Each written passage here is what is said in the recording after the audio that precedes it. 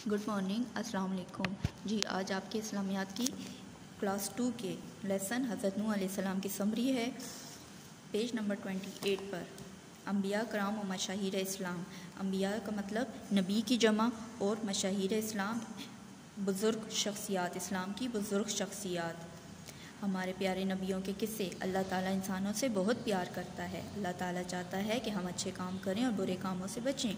इंसानों को सीधी राह दिखाने के लिए और अच्छी बातें बताने के लिए अल्लाह ताला ने नबियों को इस दुनिया में भेजा। आइए उन प्यारे नबियों में से एक मशहूर नबी का किस्सा पढ़ें। हज़रत नूह अलैहिस्सलाम।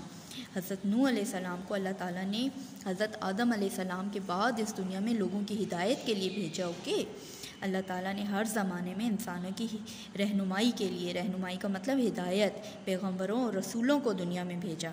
हज़रत आदम अलैहिस्सलाम के बाद जब लोग अल्लाह ताला की नाफरमानी पर उतर आए, नाफरमानी यानी अल्लाह ताला के हुक्म से इनकार करते, नाफरमानी पर उतर आए, तो अल्लाह ताला ने हज़रत नूह अलैहिस्सलाम को लोगों की हिदायत के लिए भेजा। हज़रत नूह अलैहिस्सलाम हज़रत आदम अलैहिस्सलाम के 1000 साल बाद इस दुनिया में तशरीफ़ लाए। 1000 साल बाद यानी 1000 ईयर्स जो है, 1000 साल बाद हज़रत आदम अलैहिस्सलाम के बाद इस दुनिया में अल्लाह ताला ने उनको भेजा। आप अलैहिस्सलाम को 40 साल की उम्र में नबूवत मिली, यानी नबी बनाकर भेजा। ठीक है, हज़रत नूह अलैहि, पेज नंबर 29 पर आएँ और इसमें पता चलेगा कि हज़रत नूह अलैहिस्सलाम की कौम कहाँ आबाद थी, वो क्या काम करती थी, जो उनकी हिदायत के लिए अल्लाह ताला ने उनको भेजा। हज़रत नूह अलैहिस्सलाम की कौम इराक़ में आबाद थी। वो लोग अल्लाह को भूल चुके थे और अल्लाह की बजाय अपने हाथों से बनाए हुए बुतों की इबादत करते थे।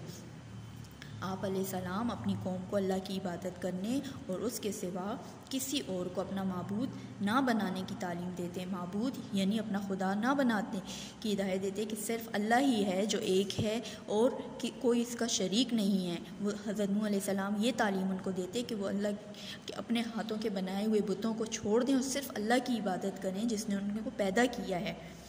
उन्हें बताते कि अगर वो ईमान नहीं लाएंगे तो उस पर अल्लाह का अज़ाब नाज़िल होगा, क्योंकि जब अल्लाह की नाफरमानी करेंगे, हुक्म नहीं मानेंगे, तो फिर अल्लाह ताला तो नाराज़ होगा और जब अल्लाह ताला नाराज़ हो जाए तो वो अज़ाब नाज़िल करता है। कौम के सरदार आपकी बात मानने से इनकार करते। जो कौम के उस वक्त बहुत बड़े बड़े लोग थे, बादशाह लोग, जो जिनके पास ताकत थी, पैसा था, तो वो इस बात को मानने से इनकार करते और एतराज़ करते कि आप अलैहिस्सलाम हमें हमारे बाप दादा के दीन से दूर कर रहे हैं, यानी ये तो हम बचपन से ही जो है हम इस दीन को फॉलो कर रहे हैं और आप जो हैं हमें इस दीन से गुमराह कर रहे हैं। तो वो हज़रत नूह अलैहिस्सलाम की इन बातों से एतराज़ करते थे।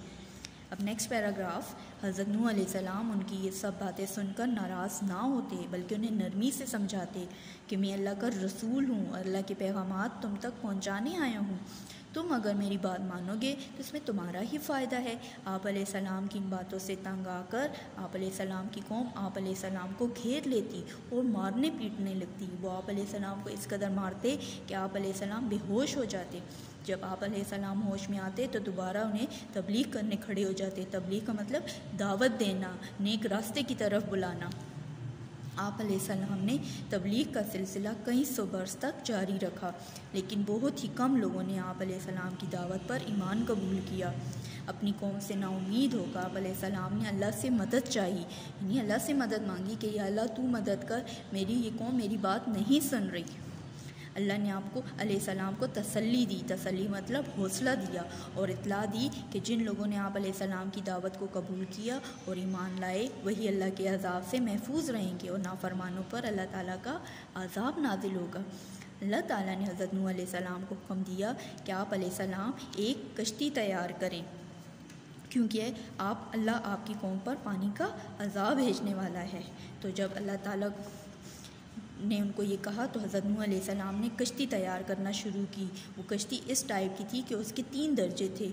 अब 3 दर्जे किस तरह की, यानी स्टोरीज थी, उनकी मंजिल बनाई गई थी कि एक मंजिल सबसे निचले वाले हिस्से में जो है जानवरों को रखा जाएगा, फिर दरमियाने वाले पोर्शन में जो है वो सारे इंसान और जितने मोमिनीन ईमान लाए हुए हैं वो वहाँ पर दाखिल होंगे और सबसे ऊपर वाले पोर्शन पर परिंदों को उन्होंने दाखिल करना था। तो इसके लिए अल्लाह ताला ने उनको हुक्म दिया कि इस तरह की कश्ती तैयार करें। हज़रत नूह अलैहिस्सलाम जब कश्ती बनाने लगे तो लोग उन्हें देखकर पूछते कि आप ये क्या बना रहे हैं। आप अलैहिस्सलाम अपनी कौम को अल्लाह के अज़ाब से डराते और बड़े तूफ़ान की खबर देते। उनकी कौम उनका मजाक उड़ाती और कहती क्या खुश्की में भी कभी कश्ती चलती है। Page number 30। जब कश्ती तैयार हुई तो तूफ़ान की अलामात शुरू हो गई। निशानियाँ, अलामात का मतलब है निशानियाँ। ज़मीन से पानी उबलने लगा। अल्लाह ताला ने हज़रत नूह अलैहिस्सलाम को हुक्म दिया कि आप अलैहिस्सलाम अपने अहलो अयाल और उन लोगों को जो आप पर ईमान ला चुके हैं कश्ती पर सवार कर लें। तमाम जानवरों का एक एक जोड़ा भी कश्ती में सवार कर लें। जब वो कश्ती तैयार हुई तो वो कश्ती इस तरह की थी, ठीक है। इसमें से ये उनका दाखिली दरवाज़ा था और इससे दाखिल होते सबसे मैंने आपको भी बताया ना 3 मंजिल थी, 3 पोर्शन थे उसमें।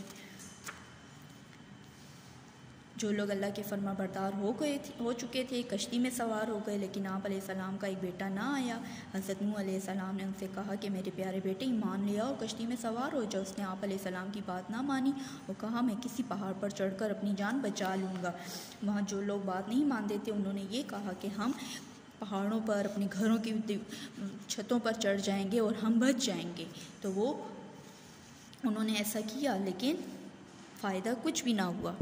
हज़रत नूह अलैहिस्सलाम ने कहा आज अल्लाह के अज़ाब से तुम्हें कोई पहाड़ बचा सकेगा ना कोई और चीज़। इस वक्त तक पानी इतना बुलंद नहीं हुआ था।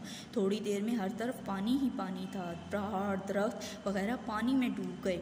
ये देखें, अभी मैंने आपको पहले पिक्चर बताई, अब इस नेक्स्ट पिक्चर में देखें सब कुछ जो है वो बारिश भी होने लगी। नीचे सारा सैलाब, पानी, तूफ़ान था, तो सब कुछ जो है पहाड़ सब कुछ जो है उस पानी में डूबकर हलाक हो गया, ख़त्म हो गया। और उसमें आप अलैहिस्सलाम की सारी कौम और आप अलैहिस्सलाम का बेटा भी उसमें डूबकर मर गया। सिर्फ हज़रत नूह अलैहिस्सलाम और कश्ती में सवार लोग बच गए। कश्ती तूफ़ान के ऊपर चलती रही। जब तूफ़ान थमा का मतलब रुका, तो ये कश्ती जूदी पहाड़ पर रुकी। जूदी पहाड़, ये पहाड़ का नाम है। अच्छा, जूदी। वो लोग अल्लाह के हुक्म से पहाड़ पर उतर कर ज़मीन पर रहने लगे और अल्लाह के अहकामात के मुताबिक सुकून से ज़िंदगी गुजारने लगे। जब सारा तूफ़ान रुका तो उन्होंने ये देखें इस पिक्चर में, तो वो इस कश्ती से वापस निकल आए। जानवर भी निकल आए, सारे मोमिनीन जो थे वो भी निकल आए, परिंदे भी निकल आए। जब बाहर की तरफ आए तो देखा हर तरफ हरियाली थी और पानी जो है वो तकरीबन खुश्क हो चुका था और अल्लाह का अज़ाब टल चुका था। ठीक है, तो ये आज आपके चैप्टर की समरी है। होप आपको समझ आई होगी। इंशाल्लाह नेक्स्ट में चैप्टर में के लिए फिर मुलाकात होगी आपके। अल्लाह हाफिज़।